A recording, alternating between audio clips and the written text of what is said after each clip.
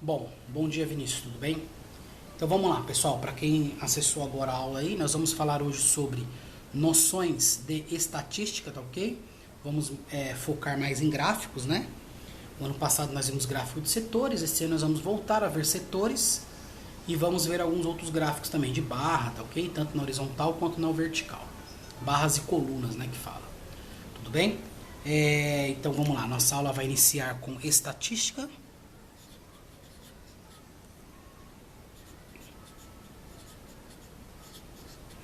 Barra gráficos, né? E nós vamos falar bastante sobre gráficos aí, tudo bem? De imediato a câmera do celular vai ficar virada para mim, porque eu vou falar um pouco, né? E lembrando que a aula está sendo gravada. E aí o que eu vou escrevendo no caderno aqui é só para que a gravação fique com algumas informações. Quando for algum exemplo que eu tenha que passar para vocês de imediato, eu viro a câmera do celular também para o caderno. Tá, ok? Então, ir lá na página 312, tem o desenho lá de um recipiente com água, né? Que está fazendo tipo como se fosse um globo terrestre aí, né?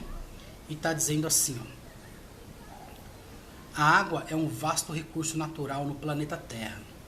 Como vimos, ela é essencial à sobrevivência. Porém, 97,5%, então, ó, 97,5%, tá ok? Do total dela é salgada, ou seja, é água do mar, né? Tudo bem? E não é próprio para o consumo, tá certo? Do restante, né, que tirando do 100% de água, nos restam aí 2,5% é água doce, ou seja, a água que é própria para o nosso consumo, né, que não nos faz mal, ok? Desse valor, grande parte está em locais de difícil acesso, como em geleiras, ou seja, desses 2,5% aqui, ó, 69%, né, está congelado, está em geleira, né, nos extremos, né, ou extremo norte ou extremo sul, tá ok? Ou em solo subterrâneo, que em solo subterrâneo tem mais 30% dessa água. O que seria solo subterrâneo? A água que estão em nossas bacias hidrográficas subterrâneas, né, nos canais que tem debaixo da terra, que só consegue ser retirada através de perfuração do solo. E apenas cerca de 1% dela, né, que aqui no caso deu 99%, né, somando os dois, então no caso 1% dela, tá certo? Encontra-se superficialmente em rios, lagos, né, lugares onde nós conseguimos visualizar essa água.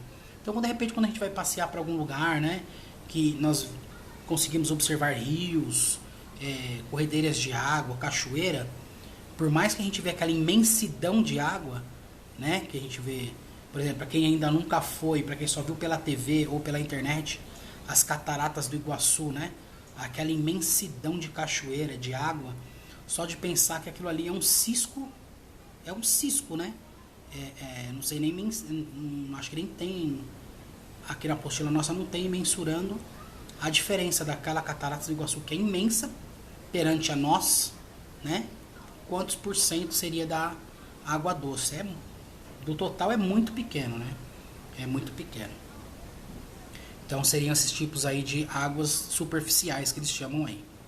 Há muitos locais onde existe escassez de água, como nos desertos, tá ok? Por esse motivo, o cuidado na utilização do consumo desse recurso é tão necessário. Devemos, portanto, evitar o desperdício e a poluição de rios, lagos e nascentes. Analise o gráfico a seguir. Então nós temos um gráfico de setor, né? Vocês lembram, ano passado nós trabalhamos esses gráficos redondinhos aí, que é conhecido popularmente como gráfico pizza, né? E falando dele tecnicamente é chamado de gráfico de setores. Tá, ok? É um gráfico que está de azul claro, né?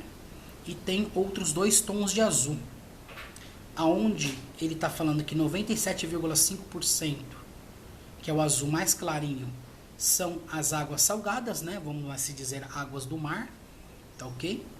O azul escuro, né? O mais escuro de todos, é a água congelada, porém a água doce congelada, né? Que é a água que é para consumo do ser humano. E a parte menor, que é 0,75, são os lagos e águas, lagos, rios e águas subterrâneas. Então, de um total, do total aqui, ó, desse primeiro total aqui de 100%, 0,75 são as águas que estão, vamos dizer assim, prontas para o consumo.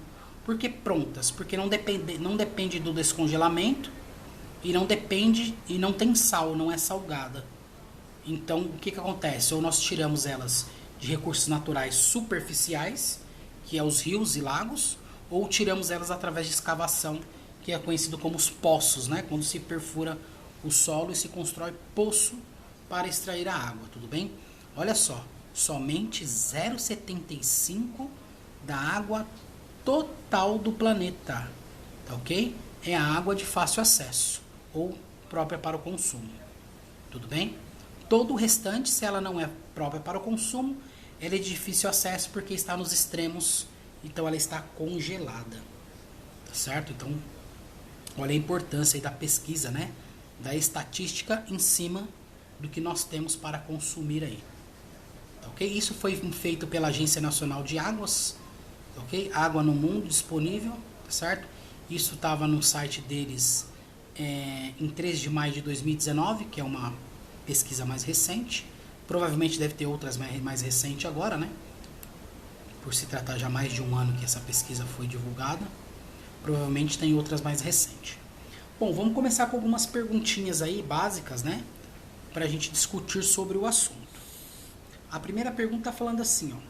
Que tipo de gráfico foi usado para apresentar as informações sobre a distribuição de água no planeta Terra? Qual foi o tipo de gráfico? Isso, o gráfico de setores, né? Ou seja, o famoso gráfico pizza, né? O famoso gráfico pizza, tá ok? Então é gráfico de setores. Vamos aceitar mais um colega aqui, só um momentinho. Pronto. De acordo com o gráfico, como é a divisão de águas em nosso planeta? E aí?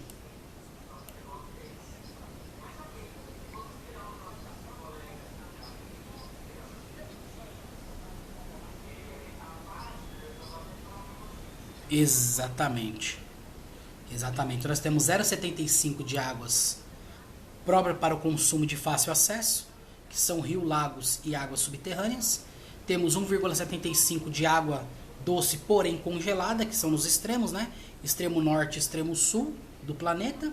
E temos também a água salgada, que é 97,5%, que é água imprópria para consumo, né? Que futuramente acredito que vai se fazer necessário a utilização dessa água. Já existe, né, maquinários aí que tiram aí toda a salubridade da água, né, que seria o sal, tá certo? Mas enquanto nós tivermos recursos, o problema do ser humano é isso, né? Enquanto nós tivermos o recurso disponível, nós não nos preocupamos em tirar o sal da água para tentar preservar um pouco mais o que nós temos de fácil acesso.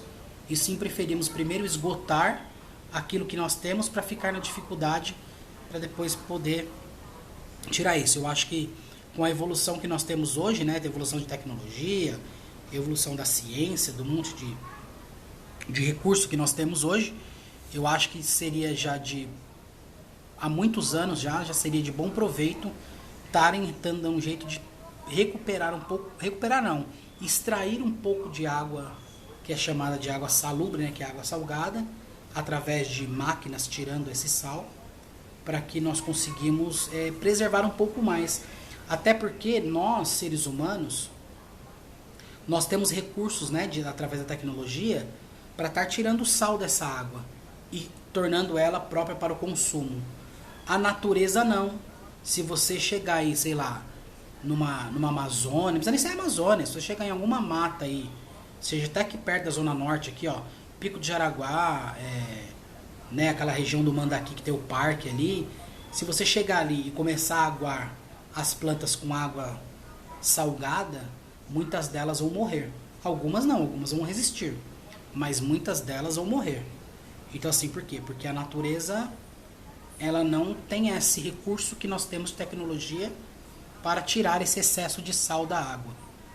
Então, seria já muito viável o ser humano começar a fazer isso, né? Já que ele tem esse recurso, ele começar a tirar para usar essa água e deixar essa água doce para, né, outras coisas que sejam necessárias. Ou até mesmo parar de poluir, né? Parar de poluir porque, assim, é difícil imaginar, mas se nós formos para o interior de São Paulo, né, algumas cidades do interior de São Paulo, por exemplo, eu mesmo tenho um amigo que mora numa cidade lá no interior de São Paulo chamado Ilha Solteira. Lá nessa cidade é onde o rio Tietê se encontra com outro rio lá no Mato Grosso. E lá o rio Tietê dá para nadar, de tão limpo que é. Tanto que quando eu vou lá na casa dele lá, a gente vai lá e nada no rio. E é o rio Tietê. Entendeu? Então a gente...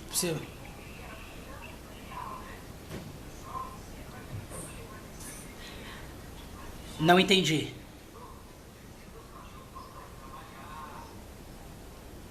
Não, aquilo ali não. Aquilo ali foi só um pesqueiro só.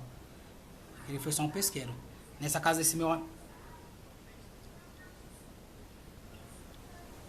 Não. O rio Tietê fica bem longe daqui. Essa parte que dá pra nadar dele, né, que a água é limpa, fica bem longe daqui da capital. Fica aí 500 e poucos quilômetros daqui da capital.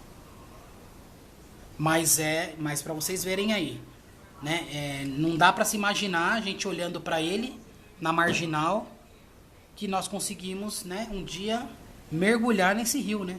Tanto que ele já foi um rio que foi utilizado para muitas coisas, né? Para nadar, para pescar, aí na década de 30, na década de 40. Mas enfim, vamos voltar à nossa matemática aqui. Gráfico de setores. Bom, o gráfico de setores é o nosso gráfico, né?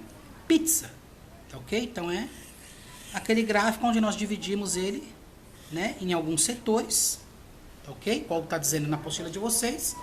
E esses setores ele tem um significado, né? Ele tem um valor. Sei lá, 25%. Aí eu tenho uma outra parte aqui que seja 30%, tá ok? Então são setores, né, que o total dele se acumula em 100%, como está dizendo aí na apostila de vocês, tá vendo? Ó? O gráfico de setores ou setograma, também conhecido como gráfico pizza, é uma importante ferramenta utilizada na análise de dados obtidos em pesquisas. Ele é representado por um círculo dividido em partes denominadas setor circular. Então, cada um disso aqui é o setor do círculo, né? Por isso é chamado de setor circular. Esse gráfico pode ser aplicado para apresentar a relação entre as partes de um todo, né? Ou seja, eu tenho 100% de algo e eu quero representar essas partes. Oi? Ah, tá, desculpa. Desculpa, 3. Qual a porcentagem total de água doce no planeta? Isso, 2,5% de água doce. Tá certo? Lembrando que só 0,75 é de fácil acesso, né? O restante tá tudo na famosa dificuldade, né? Tá certo? Então 2,5% é o total aí da água doce. Bom, então temos aí na apostila aí toda a demonstração de gráfico de setores, né? Então se eu divido aqui, deixa eu virar a página aqui um pouquinho. Se eu tenho aqui, ó, uma circunferência, né, que representa um gráfico, né, uma circunferência aqui, ó. E eu tenho 50% disso, né? Então significa que eu tenho o setor dividido em duas partes, tá ok? Que é um gráfico setorial. Então eu tenho dois setores da minha circunferência, tá certo? E aí eu tenho o gráfico de setores, tudo bem? Ou gráfico pizza, né? Tá certo? Que representa aí as demonstrações de fatias de uma pesquisa, né? Fatia de um todo, tá certo? Tabela de frequência relativa e frequência absoluta. Tá? Então nós vamos agora, além de falar de gráfico, nós vamos falar um pouquinho de tabela.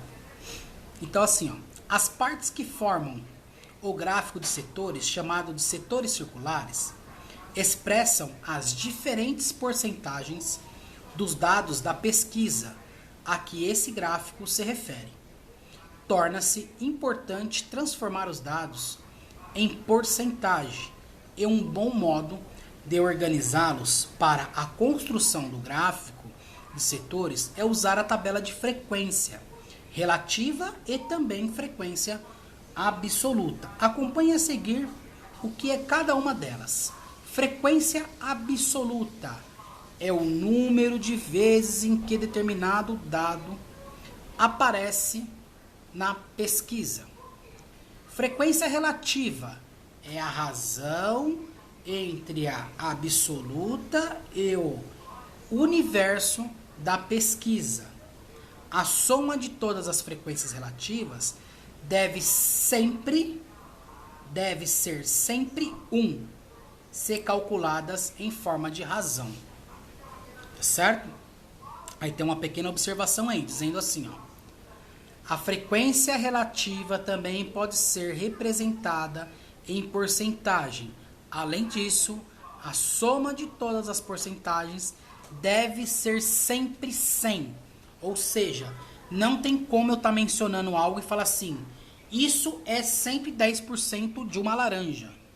Ou ela é uma laranja inteira, ou ela é metade, ou nunca ela vai ser mais do que o total dela, tá certo? Se eu falar que eu tenho 120%, significa que eu tenho uma inteira e 20% de uma segunda, tá certo? Não tem como eu ter 120% de um produto, assim, ó. Eu tenho esse mouse. Se ele é meu, eu tenho ele 100%, ele é meu, tá ok? Se eu falar assim, eu tenho 120% de um objeto como mouse, significa que eu paguei esse mouse sozinho e um segundo mouse eu paguei 20% do valor dele. Então 20% do atual mouse é meu e 80% é da outra pessoa que comprou também, tá certo? Então não tem como somente um item eu ter mais do que 100%. Por isso que a tabela fala que o máximo dela é 100%. Olha o primeiro exemplo aí, ó. O primeiro exemplo está dizendo assim, ó. Nicole decidiu pesquisar os sabores de sorvete preferidos, né, na sorveteria do bairro em que mora. Após conseguir os dados referentes a um mês, ela construiu a tabela. Então vamos lá.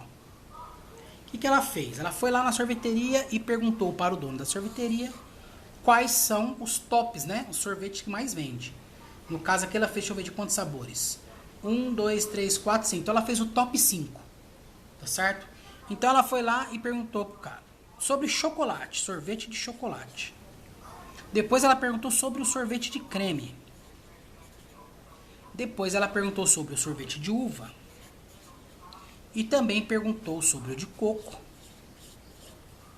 Para depois perguntar sobre o de limão. Né? Ela fez uma pesquisa sobre esses sabores. E aí ela chegou em um total. Oi?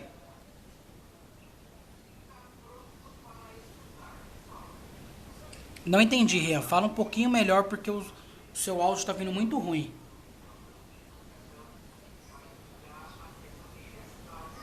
Calma, calma. Nós vamos chegar lá.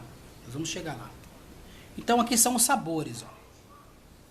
Tá certo? Ela fez uma pesquisa nesses sabores. Aí, na segunda coluna, ela falou sobre frequência absoluta. FRA, eu vou chamar, tá? Ó. Frequência absoluta. Depois, na próxima coluna, ela fez sobre a frequência relativa. Ela fez a FR, tá ok? Que é a razão.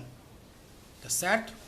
E depois, no final, ela fez a famosa porcentagem, que é a frequência relativa. Tá ok? Então vamos lá. Ó. Chocolate. Chocolate, ela obteve a informação de quantas vendas aí? Pela tabela de vocês. Ela teve uma informação de 1000 vendas. Tá ok? Creme, 600 vendas.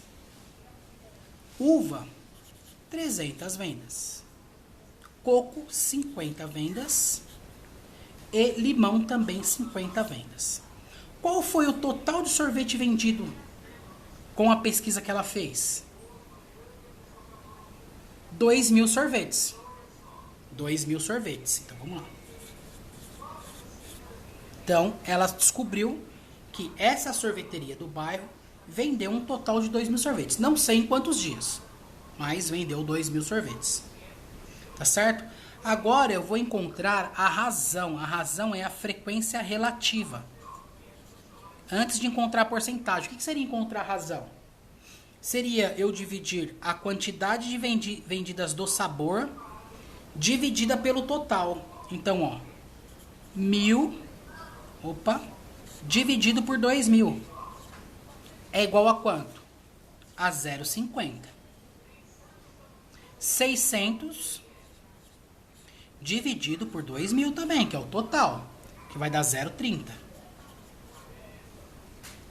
E aí 300 também dividido por 2.000, que vai dar 0,15. Aí depois 50 dividido por 2.000, que vai dar 0,025. Aí depois o de limão, de novo, 50 dividido por 2.000, que vai dar 0,025 também. Então, nessa primeira frequência relativa, que é a razão, tá certo? Ela encontrou o que aí?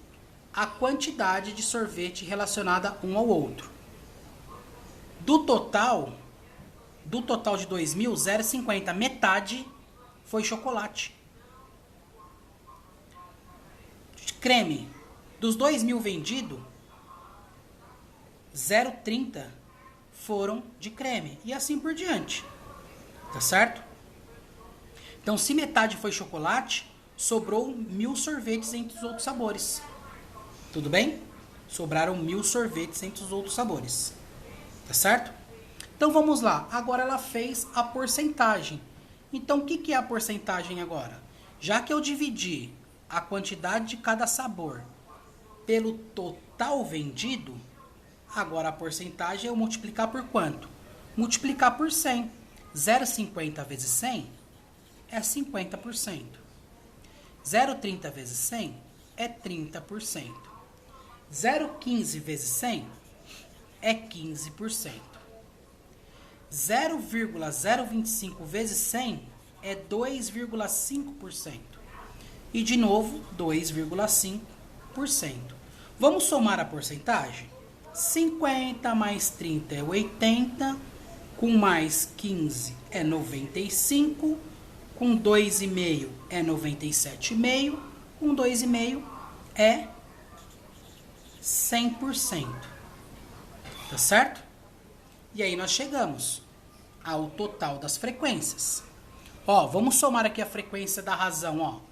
0,50 mais 0,30 é 0,80. Com 0,15, 0,95. Com 0,25, 0,25 vai dar 1. Lembra que ele falou que a razão sempre tem que ser 1? Chegamos a um total de 1. Tudo bem? Conseguiram acompanhar pela tabelinha aí da apostila? Oi, alguém falou alguma coisa e cortou.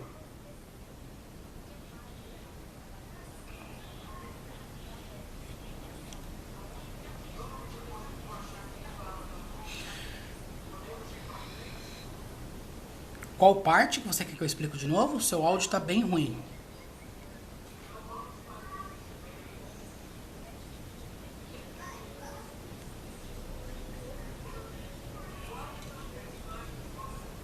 Ah, tá. Ó. Vamos lá. Ó. Então, ó, primeiro ele encontrou a razão. Como que faz para encontrar a razão? Olha na tabelinha aí, ó. Ele pegou o total do sabor, no caso do chocolate foram 1.000 sorvetes de chocolate, e dividiu pelo total vendido, que é 2.000. Então ele chegou na razão, que é 0,50. Tá certo? Depois, para transformar em porcentagem, ele multiplica por 100. Então 0,50 vezes 100 é 50%. Então significa que do 2.000 sorvetes, 1.000 sorvetes foram só de chocolate.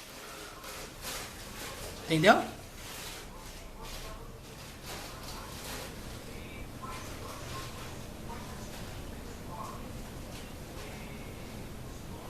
Sim, foi. E aí deu 30% de sorvete.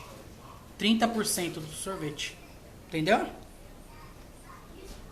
Certo? Todo mundo entendeu como que ela chegou nessa tabelinha de frequência aí?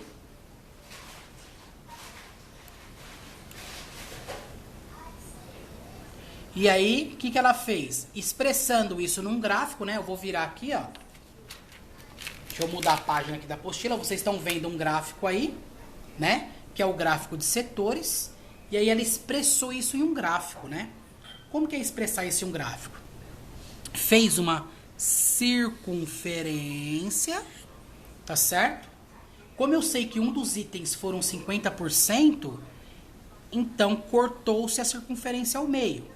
Então aqui 50% é o sabor chocolate, tá certo?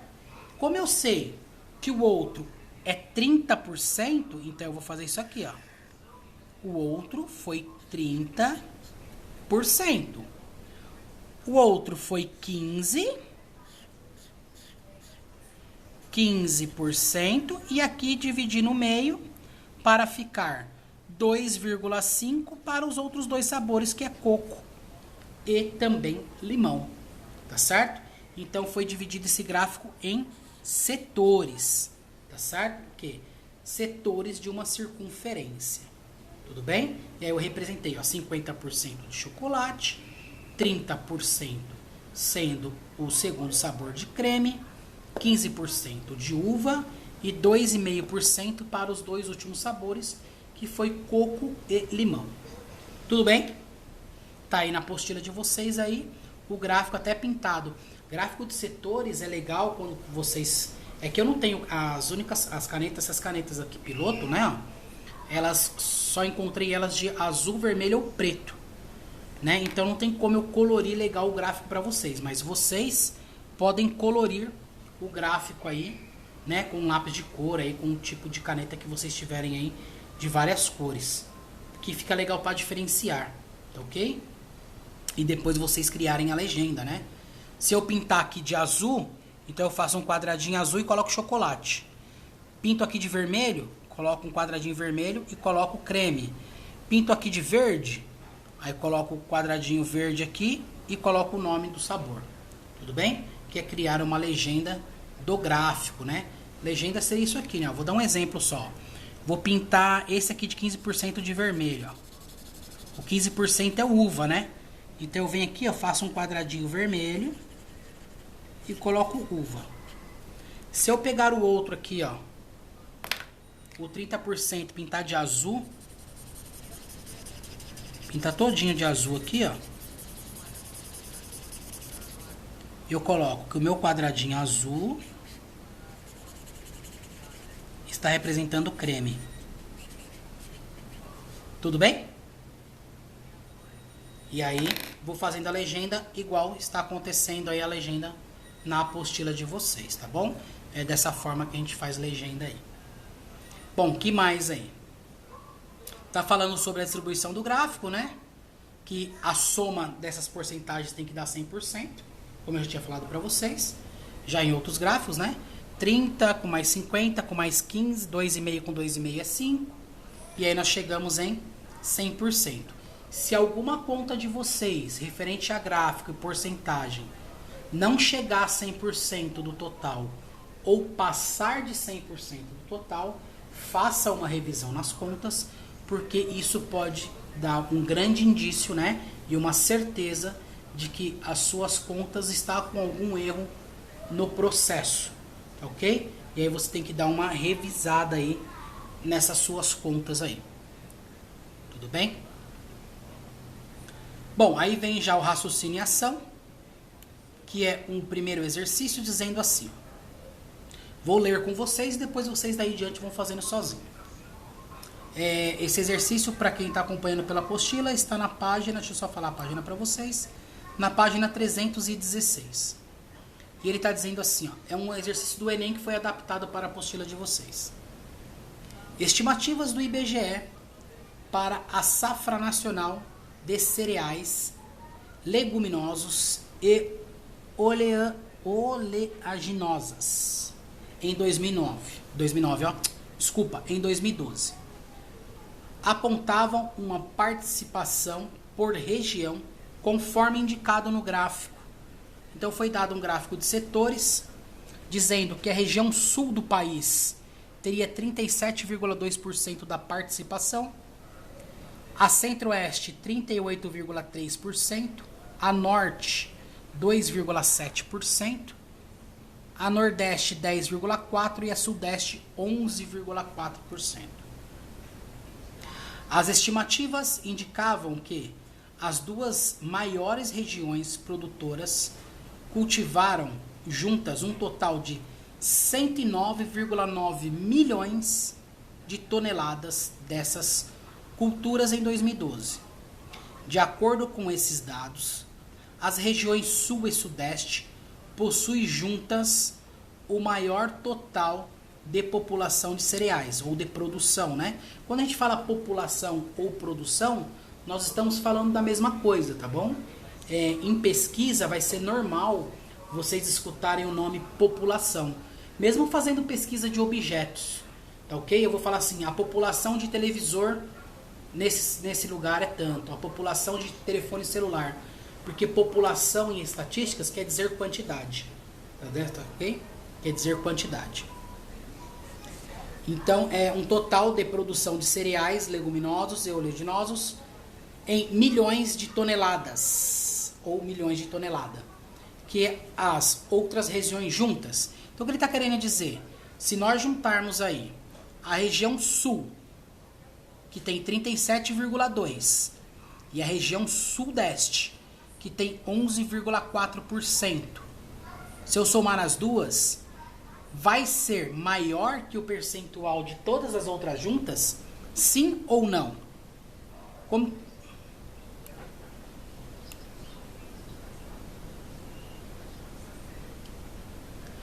que é? Vai dar quantos por cento aí, ô Ria? Desculpa. Portanto, as duas regiões juntas não têm o total de produção, correto? As duas juntas não têm o total de produção. Tudo bem? Tranquilo até aí? Sim? Então, beleza. Gente, agora falta 3 minutos aí para dar o intervalo. Então, o que eu peço para vocês? Vão fazendo aí os exercícios de estatística, tá ok? Não tem uma data específica para me entregar. Toda aula nossa nós vamos discutir um exercício, tá ok? Lembrando que hoje termina o prazo para vocês me entregarem os exercícios mãos à obra, tá bom? Então eu não vou dar prazo para esse, para que não atrapalhe vocês terminar de executar o outro que não terminou. Eu resolvi explicar esse conteúdo hoje para quem terminou ir fazendo já. Mas quem não terminou, termine primeiro mãos à obra, que eu solicitei, e depois parte para esses exercícios aqui, tudo bem?